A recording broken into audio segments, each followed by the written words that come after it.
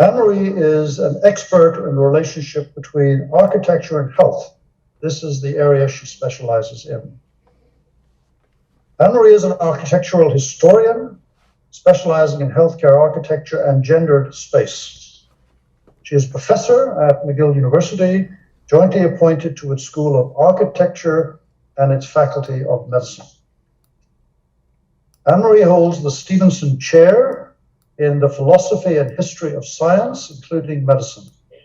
She has served as both Director of the School of Architecture and Chair of the Department of Social Studies. Annemarie is a Fellow of the Royal Architectural Institute of Canada, as well as the Canadian Academy of Health Sciences. And this evening, she's going to explore architecture innovation in a talk entitled 3 Hospitals, 2 Visionaries, 1 Credo. Dr. Adams, welcome to Mcmaster University, and thank you for joining us this evening.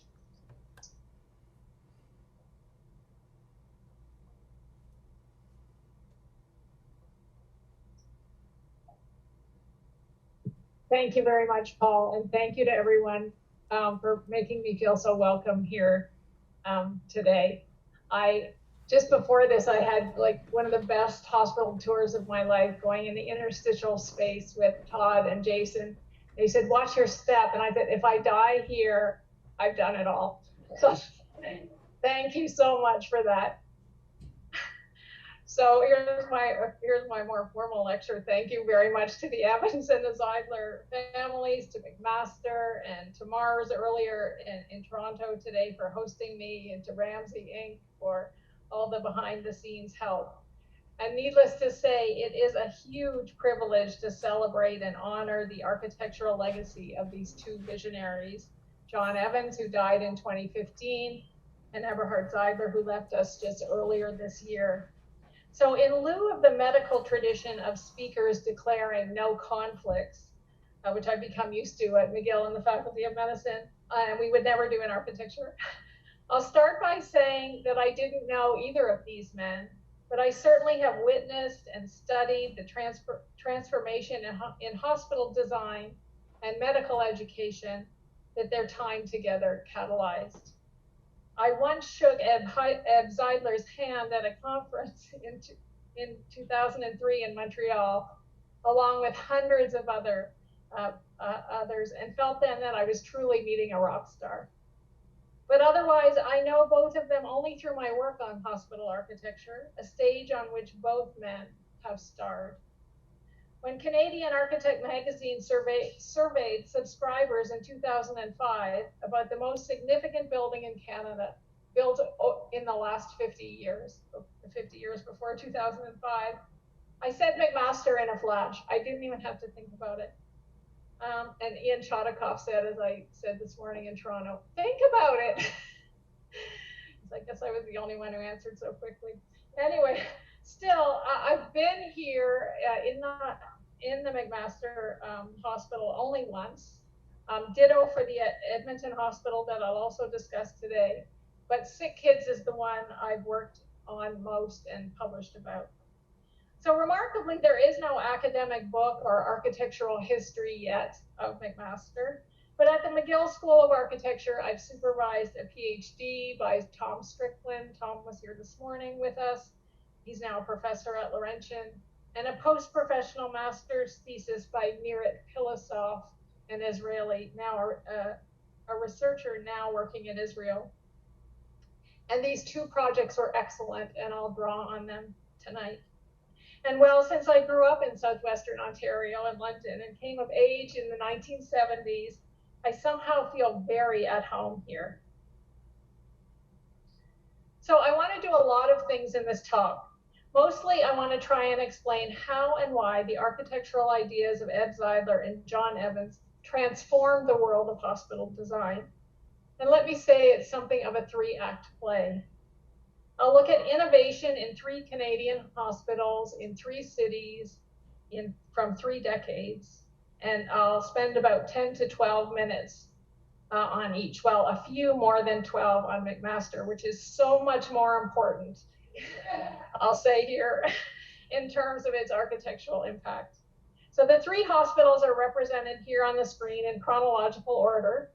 And in engaging visual evidence like this, I'm going to try and demonstrate dynamic links among Mcmaster University Medical Center in Hamilton, 1972, the Walter C. Mckenzie Health Sciences Center in Edmonton, 1986, and Sick Kids Hospital in Toronto, 1993, as well as to show connections to iconic buildings beyond healthcare. So if you know my work at all, you know I'm a big fan of understanding hospitals beyond themselves. Studying them as part of broader cultural trends and as intimately connected to the history of cities, rather than only as illustrations of medical progress, which is the story you would get typically in the history of medicine. So in this talk, I also want to show you how these hospitals are iterative. They build on each other, and I hope I can convince you. So here we go, Hospital 1. So here we are at Mcmaster. I can't believe I'm here. In real life today, and shown in this aerial photo. Now, although this must be very familiar territory to so many of you, let's just refresh some of the facts and context. The Mcmaster Health Sciences Center was designed by Craig Zeidler and Strong Architects. Now, the firm name has gone through so many changes, and I've made a real effort to always get it right, so I hope I have. It opened to the public on May 27, 1972, so 50 years ago, and it is enormous. The building is roughly a square, clad in movable concrete panels. The plan is organized on a grid of 10 foot 6 inches with very deep trusses of 8 foot 6 inches, allowing a clear span of 73 feet 6 inches. And it looks somewhat like a parking garage with these funny vertical towers poking up regularly. So we sometimes call this architectural style brutalism, although pure brutalism is really a celebration of concrete architecture, and there's actually not that much concrete, as was pointed out today, in the building, except for the panel. So I would never call it brutalist, but it's the closest style. But I mean, you see in this wonderful photo of an elevator lobby, the kind of typical interior with the very groovy super graphics. The carpets, of course, were all color coded.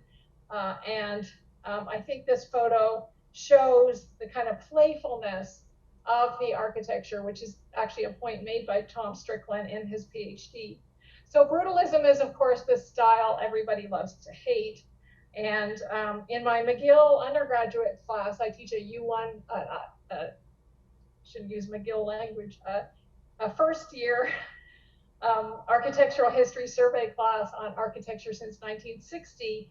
And when I try to explain brutalism to students, I relate it to rock and roll music in that it's outspoken, it's irreverent, it's non-hierarchical, it turned the world of music upside down, and they get it immediately. Or to free speech in its outspokenness. So in any case, I try to teach them that brutalism is a good thing, and I think Mcmaster is a good example. So its sheer monumentality, especially in terms of its immediate neighborhood, must have been something like the Baths of Caracalla. Now, it is not just enormous, but also very complicated. Each floor is nearly 10 acres. It had 49 interrelated departments, 418 beds, 1.3 million square feet without parking. And here's the funnest fact about the hospital. The construction cost was $42.39 a square foot. So just in terms of, to give you some context, and I confirmed this with quite a few of the hospital architects who joined us this morning, it would be fair to say that the average price of hospital construction in Canada today would be about $1,000 a square foot, and in the US hospitals too, it's in the 700s. So what is the big deal about Mcmaster? Big and expensive don't get you much distinction in the hospital world. It did, however, have three very big ideas. The first is interstitial space, and it sometimes gets credit for being the first instance of this concept. Zeidler himself, as you see here, sometimes says it's the first.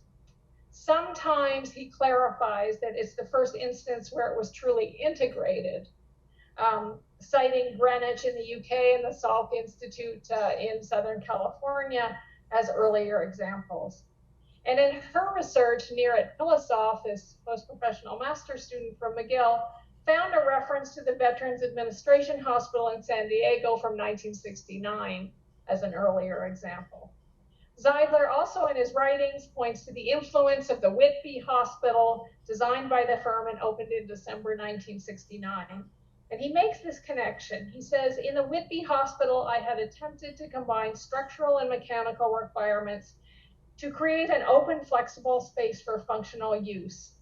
We began to investigate this further, he says in his autobiography.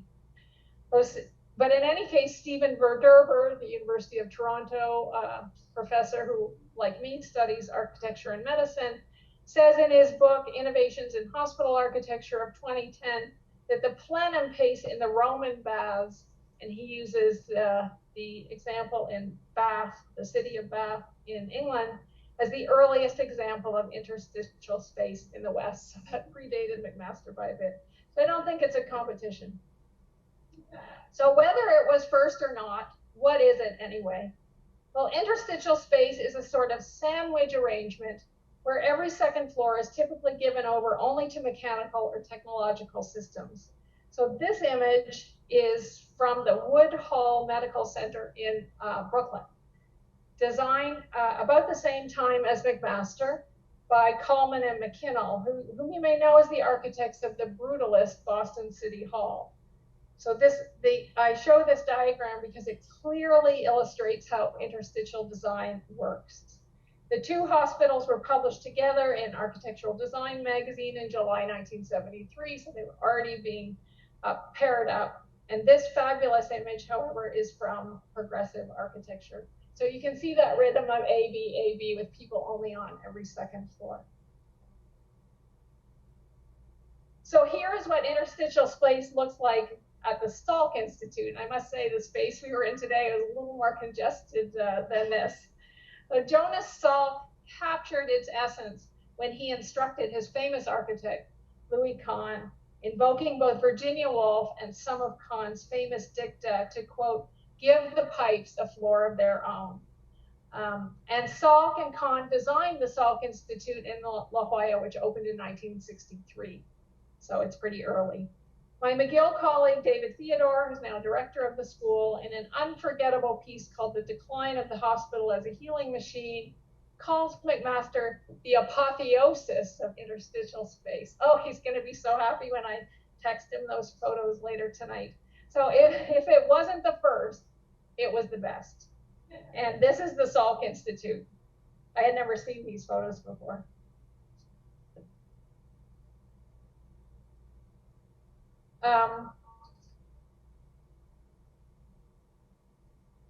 Sorry, I'm getting lost here. Yeah. So this amazing image is Cedric Price's so-called Fun Palace. This image is from the Canadian Centre for Architecture, for well-known theater director Joan Littlewood, and designed for East London as a, quote, laboratory of fun. And you can see it has the same sort of section as the Woodhull Hospital and Mcmaster. And it was intended to be programmatically, it was very progressive. It was an interactive kind of plug-in architecture where the program could always be changing. They called it a university of the streets. And although it was never built, unlike other visionary projects of the 1960s, it was intended to be built. And like Mcmaster, which came 11 years later, it was designed as this flexible framework into which programmable spaces could be plugged.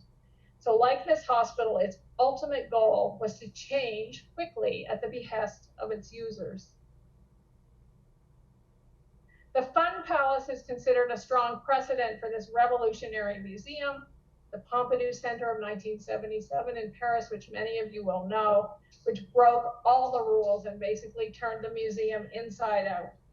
The Pompidou Center democratized its building type, as did Mcmaster for the hospital. And for the Pompidou Center, I guess the clearest illustration of that for me is the beautiful sloping plaza where literally the activity of the street almost topples into the museum. Okay, now the second big idea behind Mcmaster was the overall structure. Zeidler said, and I quote, "My dream university design was based on a large column-free module, some 140 square feet. The key issue here was to create what I call a primary system within which a secondary system could respond to the actual tenant needs and could easily be installed and changed," end quote. So in preparing for this talk, I literally read absolutely everything I could get my hands on written by Zeidler. He typically referred to this idea as the servo system, and we saw a lab today where the furniture was referred to as the sub-servo system, dividing the hospital by permanent and impermanent elements. In 1972, he said that 60% of the elements of the hospital were permanent.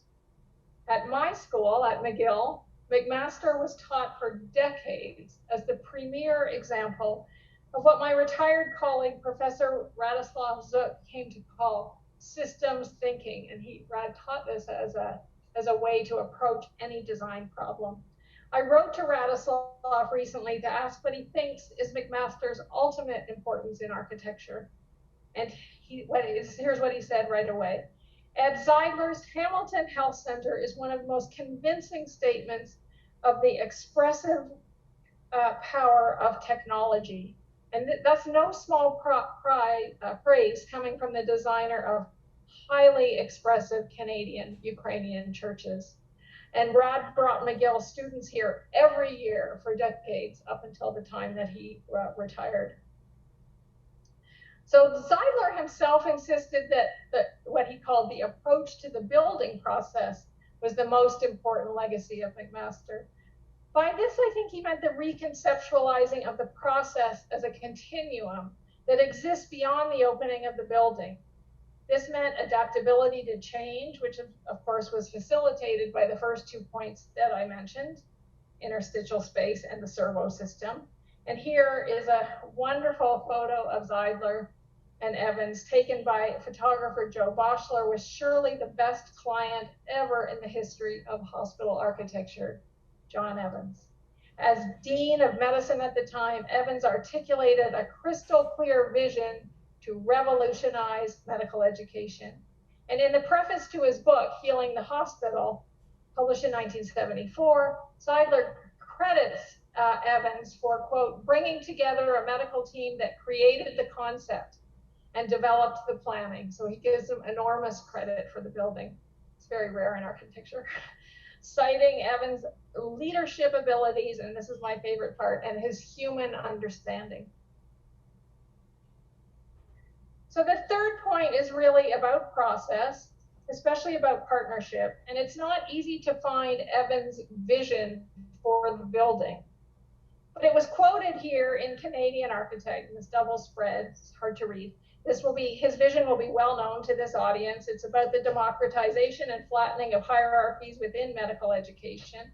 And I remember this myself when I went to a girls' high school, and I remember that girls at the high school started to actually say that they could imagine themselves going into medicine, and how revolutionary this was. So here you have the full quote, where he essentially says Mcmaster needs to train healthcare professionals together, not separately, and that the health professions need to share the hospital. And if you think about the big idea behind the Pompidou as bringing the artistic excitement of the city inside, it's not so far off from that. So Evans and Zeidler, of course, are not the only client and architect whose working relationship was extraordinarily productive. One might even say they co-produced the design. Here are Louis Kahn and Jonas Salk together. Jonas Salk's son, Jonathan, remembers their relationship. He says, when they met, they immediately understood one another. They both knew that science and art and intellect and spirit are all connected. My father wanted to build an institution that reflected, studied, and enacted that. Con was thrilled to have a client who thought on such terms. In retrospect, I would say that they both understood something fundamental, that buildings reflect and create and influence the nature of the institution they are built to house. Similarly, the children of John Evans see their father's relationship with the architect as somewhat aspirational. Here's what they recently emailed me. As someone who was naturally left-handed but forced to use the right hand at school, John's artificially subdued right hemisphere was always looking for a creative outlet. Ed Zeidler provided the perfect elixir, not only for his architectural genius, but more fundamentally as one of John's dearest lifelong companions. For the Evans children, we marveled at the way in which Eb and John got lost in each other's thoughts for hours on end. As amateurs of psychoanalytic theory, and Tim foreshadowed this morning, we've hypothesized that John more than likely had an Oedipus or Epiphus complex. The Salk Institute, and here's the most famous images of it. The courtyard is the most famous image of the building, is commonly admired as one of the best buildings in the 20th century, I think because of this co-production, not just in science and medicine. It's on every architect's bucket list. Salk himself described it as a kind of Socratic academy where the supposedly alienated two cultures of science and humanism will have a favorable atmosphere for cross-fertilization. Oops. Well, I'm supposed to have Price and Littlewood here. Interesting that the Fun Palace also came from a partnership, a kind of co-production, and its structure shares much with McMaster and the Salk Institute, including the desire for free-flowing exchange. While the ingenuity of McMaster in these public buildings was about togetherness and flexibility, I'd also dare to suggest connections with revolutionary housing projects that were realized about the same time. Many of you will know Habitat 67 on the left, astonishingly Moshe Safdie's McGill thesis project. And on the right, he was even younger than Evans and Zeidler. And on the right is the Nagakin Capsule Tower in Tokyo, designed by Kisho Kurakawa in 1972. While neither building was particularly flexible, and the Japanese tower has recently been demolished, I'd suggest that they were designed to look flexible. Both have a kind of randomness that resonates with McMaster's playfulness. And of course, many have noted that this hospital looks something like a Meccano set. The famous critic Rainer Banham called McMaster the quintessential medical megastructure. Now, soon we must move on to a second hospital, but before we do, I'd like to say a few things about Zeidler, the writer. As I mentioned, I've read just about everything he has written to prep for this talk. I had read some of it previously too, but I was delighted to learn that he appeared in a 55-minute film in 1997, The Blood Records, and these stills are from that film.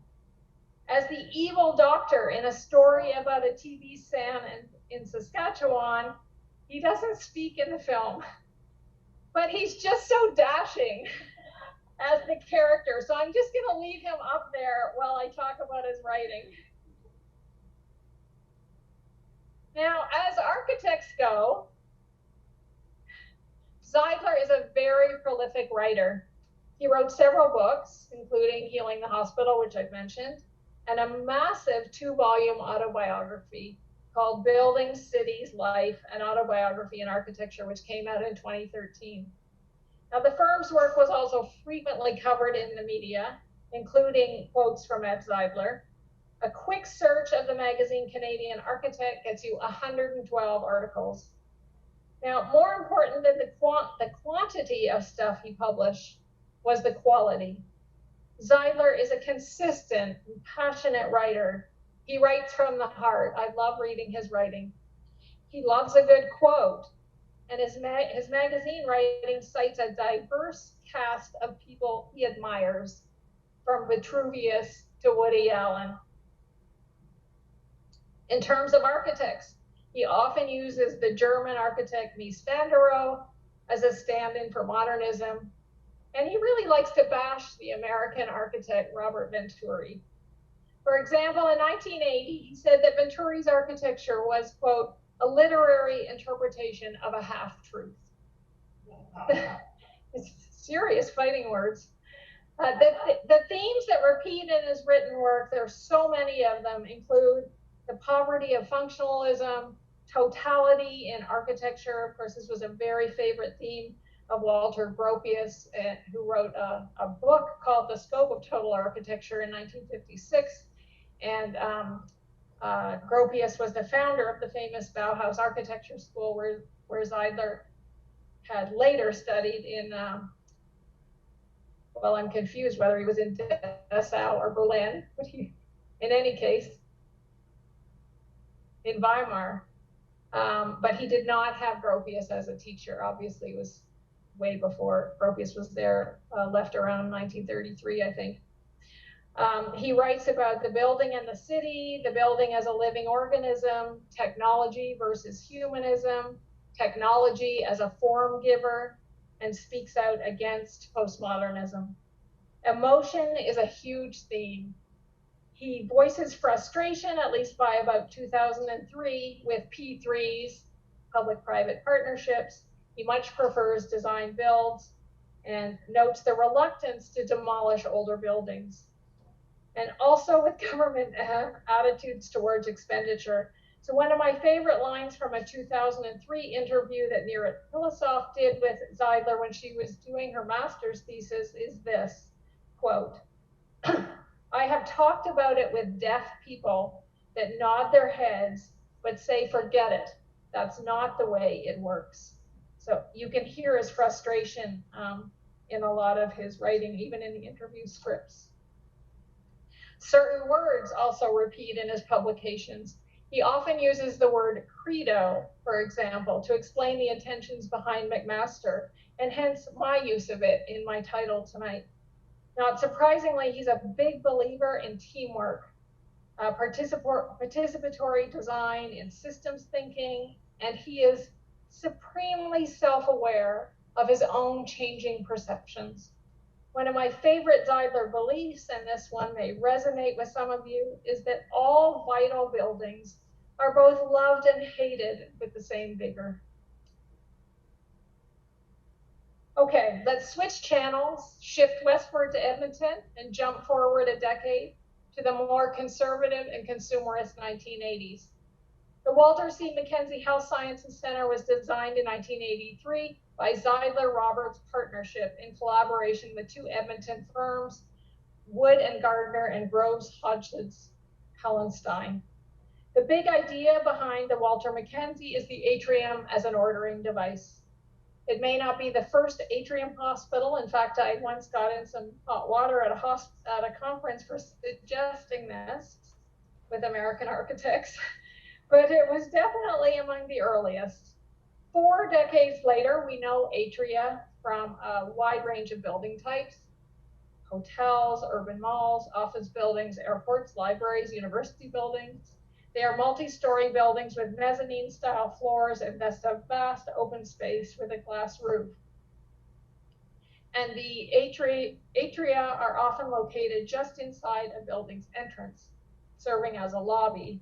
Atriums provide light, air, dynamism, and perhaps most importantly for hospitals, orientation. Now, this is no ordinary atrium, however. The architectural eagle eyes in the audience, perhaps the students, will have already noted the presence of interstitial floors, which came directly from Zeidler's experience at Mcmaster. He defended the atrium as a driver of the plan, and even went so far in the autobiography to say it had healing powers. He said the atria's positive emotional impact is immense, but their existence can also be defended functionally. For example, the organization of 300 beds on each level was the most economical arrangement for the hospital, drastically reducing traveling time and with this elevator costs. Further, the layout of 3 parallel wings, as you see on the plan here, with the nursing units on the outside wings and the services in the center, created a most efficient and clear organization. However, functional and economic considerations were not the only reasons for the use of atria. These are still Zeidler's words. We were convinced that through the atria, we would create a better healing environment. So if you're thinking it looks a lot like Canada's most elegant shopping mall, Toronto's Eaton Centre, you wouldn't be wrong.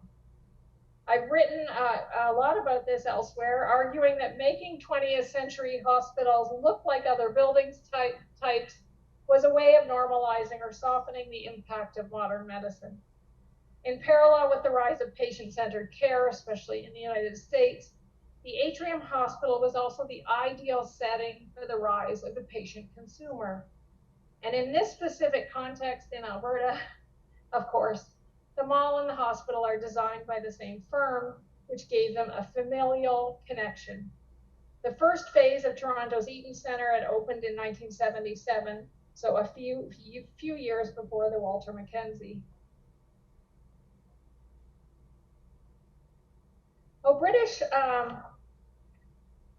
British architectural historian Victoria Bates has written really convincingly about the urge to humanize the hospital from the late 1960s through the mid 1980s. In fact, she says that its high point, it was in full bloom about 1983. And so note in a hospital like the Walter Mckenzie, the use of plants, the ambiguous indoor-outdoor space. It's not exactly like a continuation of the city, as we'll see at Sick Kids, but maybe a bit more like a cruise ship. Here, the hospital is a separate sphere, an escape. And like its Ontario cousin, the Eaton Centre, it is also supremely introverted.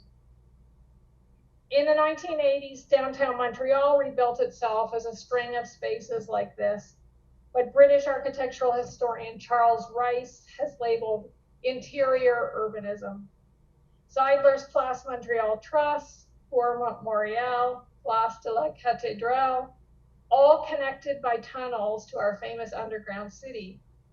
And in a 2003 co-authored paper with American hospital historian David Sloan, you might know his book, Medicine Moves to the Mall, I argued that Canadian hospitals were often driven by American standards, even though our two healthcare systems are so different, and that the Alberta Atrium Hospital is material evidence of this.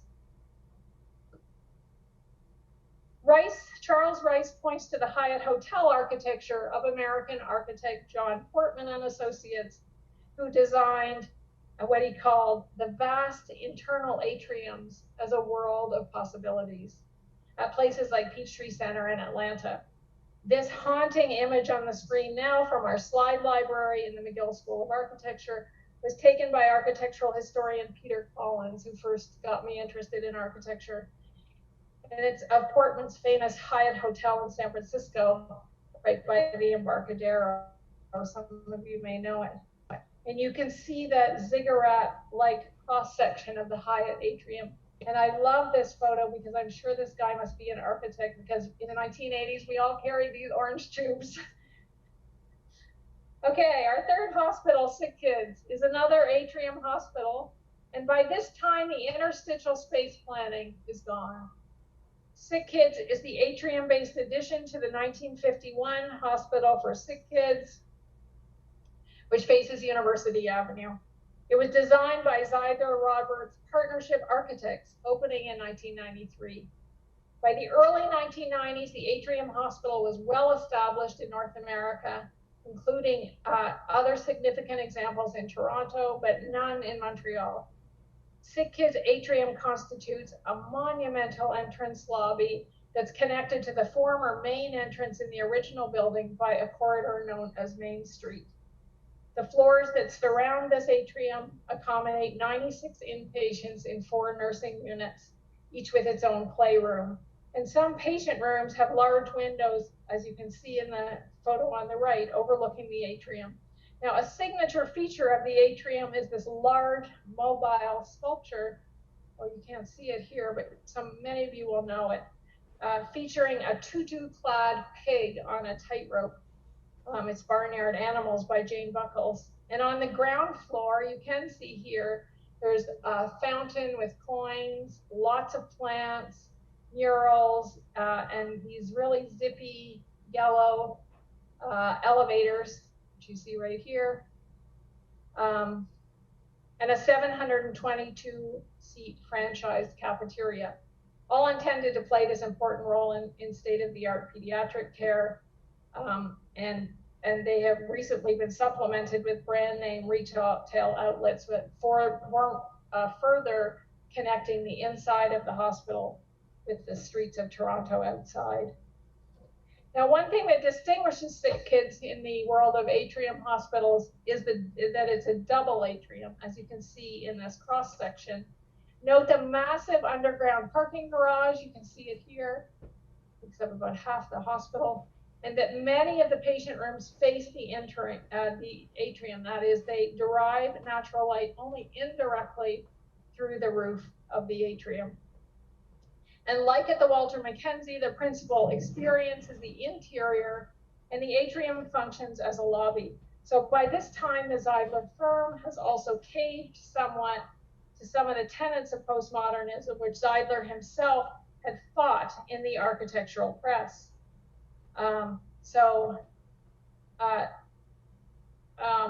There's lots of color, for example, unlike at the Walter Mckenzie, and you might even say it includes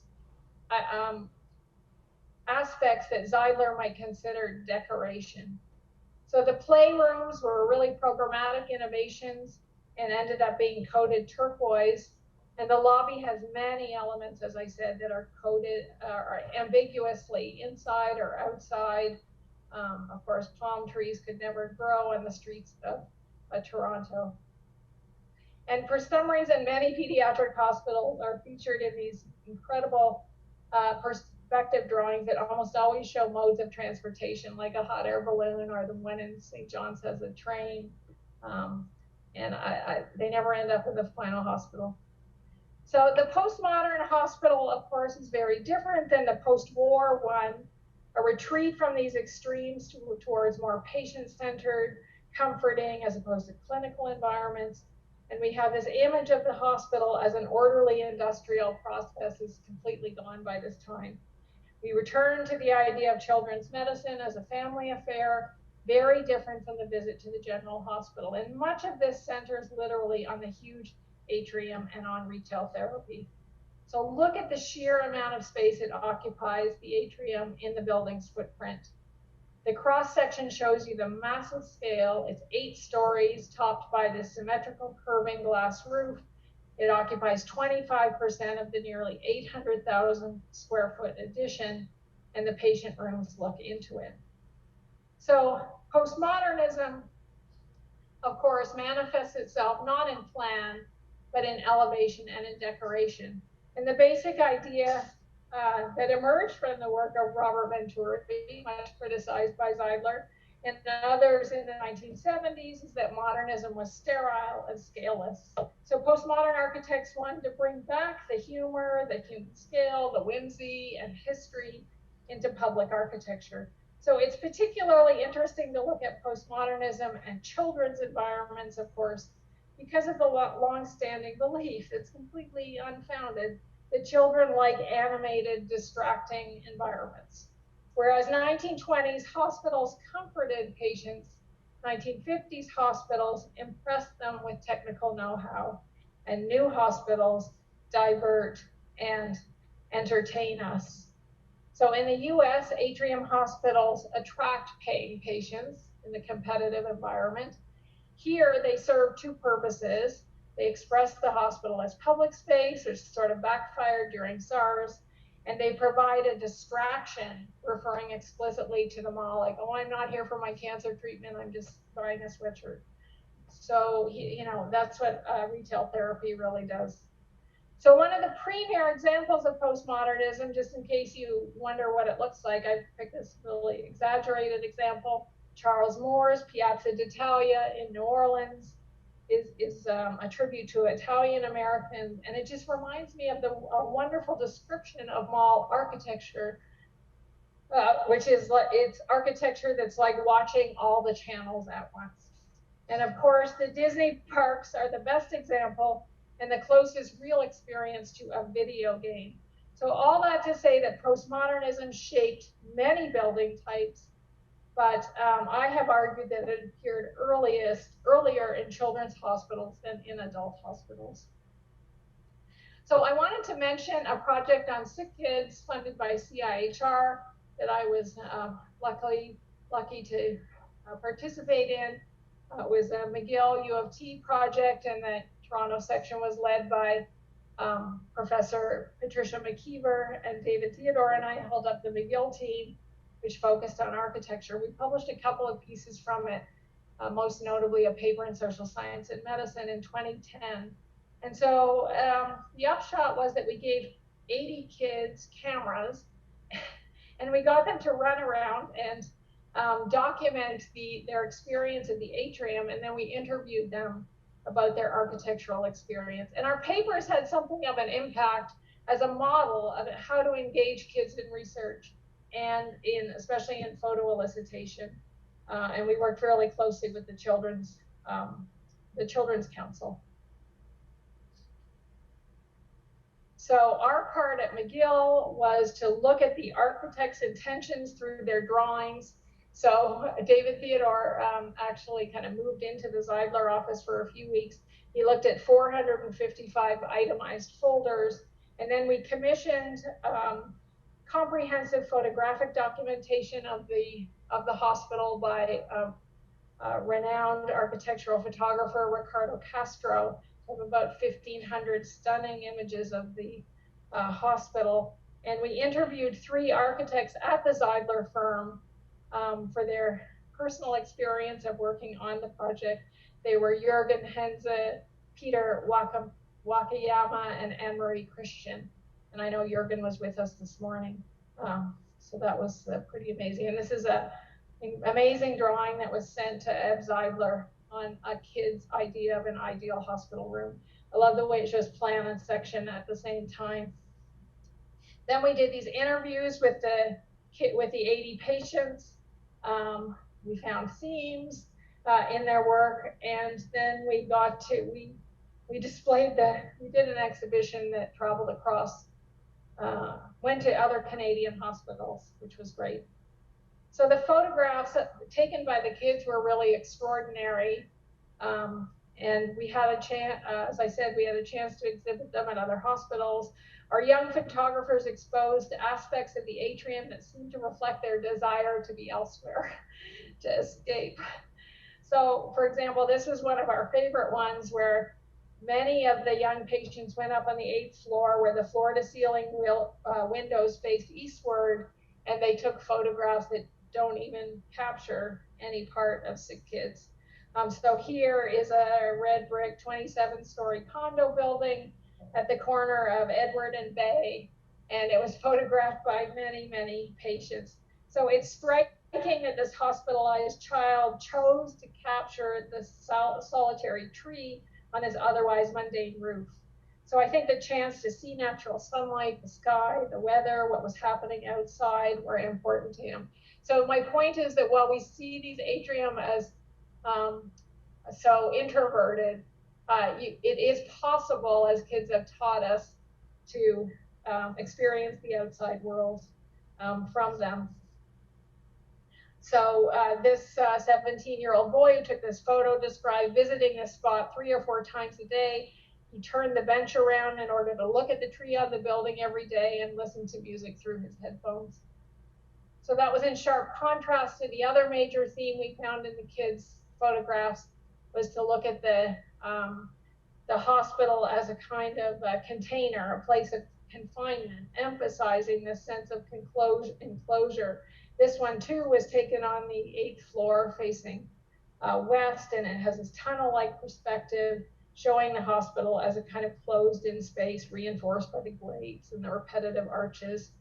And the photographer described the image as follows: Yeah, I think it's interesting and it's neat to look at, but I find it a little bit intimidating because you're just like, what's going on? I think for a little kid, it's kind of scary because of the wires. It just feels totally unsafe. It just feels, I don't know how to describe it. It's just a little bit scary. It reminds me of a spider net. So many of the photographs reflected this really disquieting ambivalence about the architecture that I really think we need to capture, long after the building opens. Okay, so time to start concluding. Well, here are the three major takeaways from this talk. The first one is that these three hospitals were connected. Mcmaster and Mckenzie share interstitial space planning. Mckenzie and Sick Kids share the atrium. All three of them are part of a global effort in the late 20th century to democratize and humanize the hospital. Point number two is that these hospitals were linked to major cultural concepts outside medicine.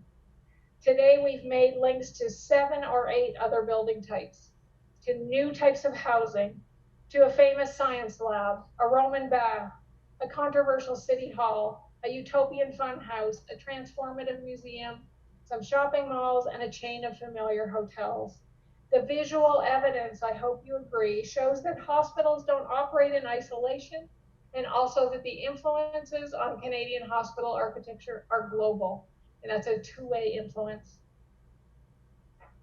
My third takeaway is about influence and ongoing influence and a deficit of influence.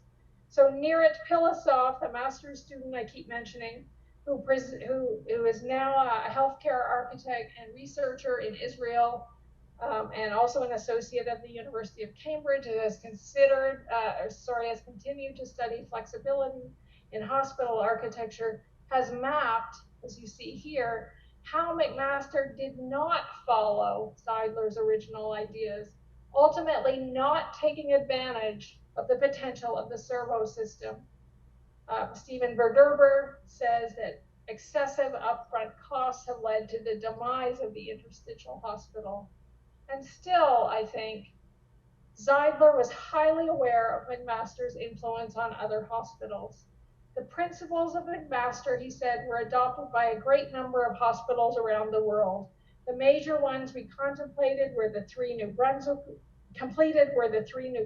hospitals, the Detroit Receiving Hospital, and later the University of Alberta Health Sciences Centre. So building on that assertion, I would argue that the influence of all three hospitals is stronger than ever. Here is a combination med school, new hospital, and old hospital in Sao Paulo, Brazil. It just opened the last week of August. It's the Albert Einstein Education and Research Center, designed by Safdie Architects. And now that you're all architectural historians of medicine, I think you can immediately see what they have taken from all three hospitals, especially, of course, the big atrium combination med school and hospital. And then many hospital architects say very quickly that you can't incorporate an old building, but they have done this. And I'm sure this costs more than $42 a square foot. I haven't got the price. So in the end, the most powerful legacy, I think, and especially from Mcmaster, is about collaboration. And I give the final word to Ed Zeidler, who invoked beginnings and endings in that compelling interview with student Neerat Pilasov. He said, MHSC was a fantastic time. A tremendous client was involved, which is always very important. I found over and over again that unless the client understands your idea and the purpose of doing it, it would not work. The client must understand that to make a beautiful building is the concept at the end, not in the beginning. Thank you very much.